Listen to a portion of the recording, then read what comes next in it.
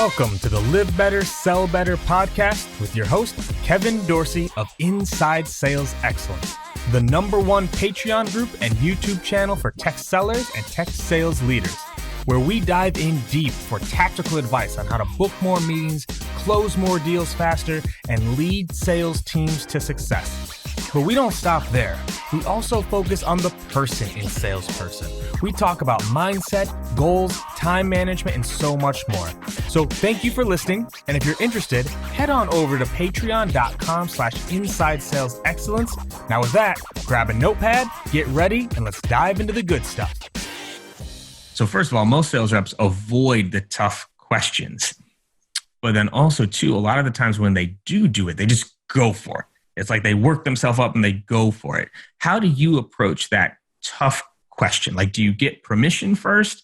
Do you just go right into it? Like, how do you approach kind of that question that might be a little bit harder to ask? There are a number of different ways to approach it depending on your rapport with the prospect and depending on the type of prospect that you're speaking to. Some of them are very direct and that's how they speak. So there's no, one way to do it. First of all, for those AEs that are afraid to ask tough questions, I'm going to tell you right now, tough questions make your job so much fun. Your job as a salesperson is stressful enough.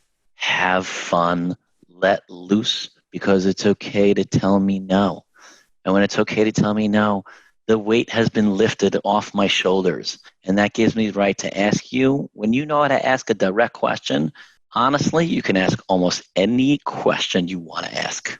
That's the reality of it. One way I do that, and I touched upon it earlier, are humbling disclaimers, which we talked about. I talked about it on another podcast also. The humbling disclaimers are, hey, Kevin, I could be way off or I could be way out of bounds when I ask this question. I'm not trying to ask it, but when you say you have a problem with X, like how long has that been an issue for? And then you can end that question again with another humbling disclaimer by saying, I'm just really curious to understand how you guys operate. So it's like your sandwich, like a disclaimer sandwich, if you will. That allows you to ask a direct question. That's one way. Another way, oh, that's very interesting. Can I maybe ask you like a really weird question about that, Kevin? Can I maybe ask you like a pretty direct question about that? Would that be okay? That gives me another chance. Just like the humbling disclaimer gave me a chance, asking for permission gives me a chance to ask you a very direct question. And then the third way, depending again on your rapport and the type of prospect it is, just say, oh, that's interesting. And then just ask, it's not necessarily a disclaimer. You just say, out of my own mere curiosity, and then just ask the direct question. Asking direct questions shows that you're very confident without being rude. We're never being rude. I actually used to think it meant being rude. But that's how I ask direct questions. Mm-hmm. Yeah, I think the setup is key there. Again, everyone listening, the tone is also key. More than anything, especially for all of, I'll call it the new virtual sellers. There's a lot of people out there that have not sold virtually, have not sold remotely. They were used to selling face-to-face, where you can read a situation, you can read body language. Your body language controls a lot of the meaning of the word. When you're over the phone, over Zoom, tone is now everything because there is no body language to watch. And so if you're worried about being too aggressive, watch your tone. Because if you stay calm, if you stay relaxed, if you sound curious, people will allow you to dig a little bit more as opposed to being too direct. Everyone who said they read the Challenger customer or Challenger seller, they think they know what it means.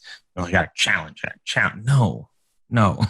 That was not what that entire book was about. It was not about challenging people or being aggressive. It was about leading with insights and educating, which was something you mentioned at the very beginning of this, is if you can teach them something, that helps to establish trust. Exactly. And rapport.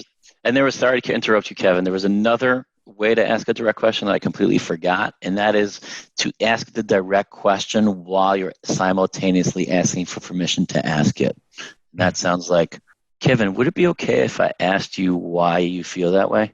Something like that. Mm-hmm. Okay. So the beauty, there's so much. We could go on discovery all day long, right? So there's something called a layered question, right? Where if you ask two questions together, the answer to the first one also is the answer to the second one.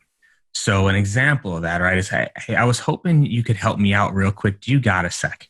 By saying yes to, you got a sec, you're also saying yes to help, right? Whereas if you just come out and say, hey, would you help me? It's more direct. So what you're doing is a pseudo layered question there of like, would it be okay if I asked you, how are you doing blank right now? By saying yes to the first, they're also agreeing to the second, and it is a layered question, and you can set things up very well there. And so like, this is, I could riff on discovery all day, because like, this is where I think it goes, right? We've been going for almost 45 minutes now, and that's not even enough. Like, we spend hours and hours on discovery training.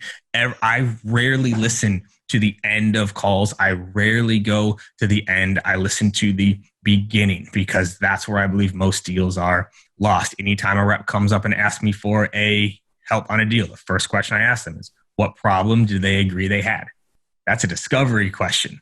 It's nothing at the end. It's what problem did they agree they had, and go through it. Like, discovery is everything. And so, but with this, we've covered a lot here. I hope people took notes. This is one of those where like, I hope people come back and like write this shit down and actually go implement these things, because it's going to help them. But if you could narrow it down, right? We've been going for 45 minutes now. 3 key takeaways. If they forgot everything, but 3 things that would make their discovery better, what would those 3 things be? Recapping, humbling disclaimer to ask difficult questions, and asking for permission. Those 3 things help reduce your ego, help you become more vulnerable, and allow the prospect to want to help you.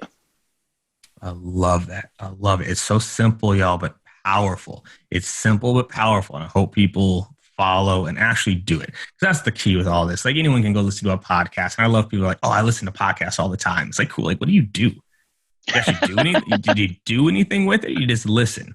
And so the last thing I want to touch on here, right, is the name of the podcast is Live Better, Sell Better, right? Like, I have this weird idea that if people took better care of themselves, that if people and companies empowered their employees, that if we lived better lives, that the sales also follow. What would be your live better advice for people listening in terms of how to get more joy or fulfillment or energy out of life? I am not currently an individual contributor, but I can tell you right now that there was always a direct correlation between how well I did as an individual contributor and whether or not I was exercising. I couldn't believe it. It's just true. When I had down quarters, I just wasn't exercising at all. And I was eating unhealthy, all that stuff. I mean, at this point, I don't even care what you're eating. When I woke up in the morning and exercised, I just sold better. I was in a better mood. You think more clearly, you're more confident, the endorphins, you're happier. When you're happier, you want to have fun. I want to just reiterate one more time, have fun at selling. And the more you can do to make yourself positive, you give yourself those endorphins, the more fun you're going to have on the phone. I love that. I love that. And there's so many studies that talk about when you're exercising, you're more creative, you're a better problem solver, you're more empathetic, you have more energy, you can stay on task better. I mean, like, everything, right? And you like, look better. Like, you look better, you feel better, you sleep better. Like, there are certain things, and I've talked about this with like companies I work with. I'm like, why can't I make exercise and meditation mandatory? Like, if I can make people cold call, like just a soul sucking exercise, why can't I make people exercise and meditate if I know it's going to improve their results? I love that. So I absolutely love that. If and when I'm ever running my own thing, best believe 10 o'clock, We're all doing burpees, y'all. Let's do this. Let's rock. So Charles, my man, this was phenomenal. You lived up to some of the reputation. People are I'm starting to hear the whispers. I'm starting to hear the recommendations. Yo, this dude Charles, he gets it. He gets it. He goes through it. How can people get more of you, man? Like where can they find you, get more insights, get more of kind of what you're putting down? Like how can they get more Charles in their life? You obviously can hit me up on LinkedIn. If you wanted to see some extra content coming out soon, I am coming out with a Discovery Mastery digital product, if you will. Yeah. So you can just sit there and think. Unfortunately, Discovery is kind of just like long-term investing. Long-term investing is boring and it's hard to do. And Discovery is not a quick fix. You have to study it, you have to pay attention to it, and you have to keep the thread on it. You have to really sit there and listen and pay attention and practice. And so I'm coming out with that. Otherwise, anybody can hit me up on LinkedIn, and I look forward to hearing from any of you. Hell yeah, my man. Well, I would recommend everyone do that. I can't wait till that course is ready. We'll make sure to promote it out to the listeners and the email list. But my dude, thank you so much for your time, your energy, your insights. I appreciate you. Thank you, Kevin. For sure.